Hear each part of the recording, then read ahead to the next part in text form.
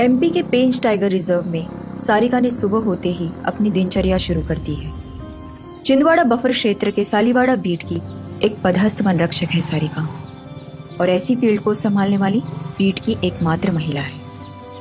अपने श्रमिक के साथ वो इस घने जंगल में पैदल गश्त शुरू करती है। आज गश्त के शुरू होते ही उन्हें कुछ पगमार्क्स दिखाई देते हैं। पगमार्क्स के आकार के निरीक्षण से वो समझ गई है कि वो नर बाघ के हैं, जो उसी सुबह यहाँ से चला था।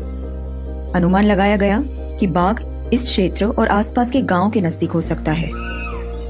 सारिका के वर्षों का अनुभव उसे बाघ के व्यवहार को समझने में मदद करता है, और वो उन सारे खतरों को अच्छी तरह समझती है जो उससे हो सकते हैं। लेकिन उससे ज्यादा फिक्र उसे पोचर्स की है, जो पूरी तरह सशस्त्र और संगठित होते हैं। ऐसी किसी मुठभेड़ का सामना करने के लिए वन रक्षक के पास केवल एक लाठी और कुल्हाड़ी होती है। पशुओं के माफिया बाजार में बाघ एक प्रतिष्ठित जानवर है। उसके शरीर के अंग ब्लैक मार्केट में ऊंचे दामों में बिकते हैं, और इसे मारने का एक आसान तरीका आसपास के प्राकृतिक जल में जहर मिला देना होता है। सारिका नजदीक के वाटर होल की जांच करती है और निश्चित करती है कि पानी साफ है और उस पर कोई चिकनी परत नहीं है। भारत में प्रोजेक्ट टाइगर की बड़ी सफलता के बाद हमारा देश अब दुनिया में सबसे अधिक बाघों का घर है। लेकिन मानव प्रजाति की बढ़ती संख्या और वन्य प्राणियों के घटते प्राकृतिक आवास के कारण मानव पशु संघर्ष भी बढ़ रहा है। ऐसी किसी भी घटना को रोकने के लिए सारिका अपने सीनियर के साथ चर्चा करती है और गांवों के उन क्षेत्रों को मार्क करते हुए जिन्हें अलर्ट करना जरूरी है, तुरंत निकल पड़ती है।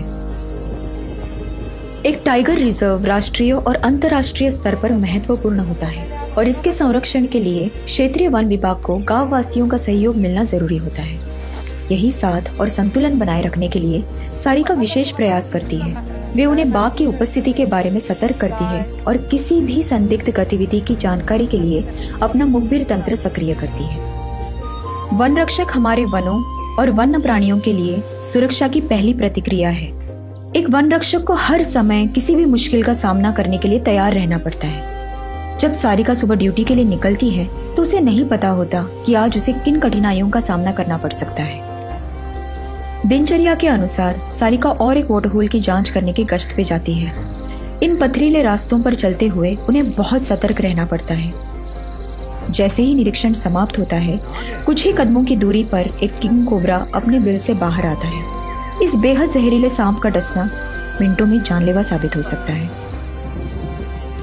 बढ़ती मानव आबादी से प्राकृतिक संसाधनों का अत्यधिक उपभोग हो रहा है। सारिका वन पुनरुत्पादन सर्वे और भूमि जल संरक्षण से फॉरेस्ट रिस्टोरेशन का ट्रैक रखती है। इसके साथ साथ वन विभाग द्वारा खोले गए महिला सिलाई केंद्र में शामिल होने के लिए सारिका गांव की लड़कियों और महिलाओं को प्रोत्साहित भी करती है, जिससे उनकी आर्थिक स्थिति सुधर सके। वन्य प्राणियों को मारने के लिए पोचर्स अक्सर बिजली तार के फंदे इस्तेमाल करते हैं। सारिका अपनी दिनचर्या में ये सुनिश्चित करती है कि ऐसे कोई तार के जाल तो नहीं बिछाए गए। कैंप्स में गार्ड्स अपने परिवार से दूर रहते हैं और अक्सर उत्सव, समारोह, यहाँ तक कि मुश्किल समय में भी शामिल नहीं हो पाते। मानव प्रजाति का अस्तित्व सीधे तौर पर अरण्य यानी वन के अस्तित्व पर निर्भर है। इन ग्रीन सोल्जर्स के निरंतर प्रयास और समर्पण के लिए हम हमेशा उनके आभारी रहेंगे। हमारी अरण्यानी, अरण्य के रक्षक या देवी सारिका और देश के लाखों वन रक्षकों को हमारा सलाम।